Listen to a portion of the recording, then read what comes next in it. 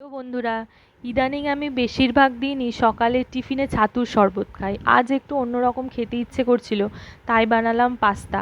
আর সাথে সাথে তোমাদের সাথে শেয়ার করতে চলে এলাম। তার জন্য এখানে আমি আলু, বিনস, গাজর, পেঁয়াজ, কাঁচা লঙ্কা কেটে নিয়েছি আর 3টে ডিম নিয়েছি। ওদিকে জলটা গরম করে তাতে সামান্য একটু সাদা তেল দিয়ে পাস্তাটা সিদ্ধ করে নিয়েছি।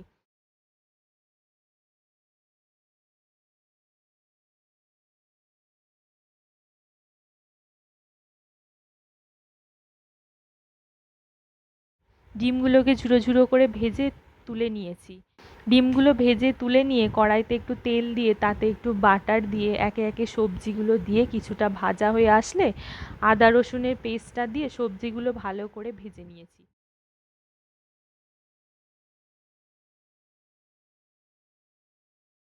ভাজার সময় পরিমাণ মতো নুন ও চিনি দিয়েছি।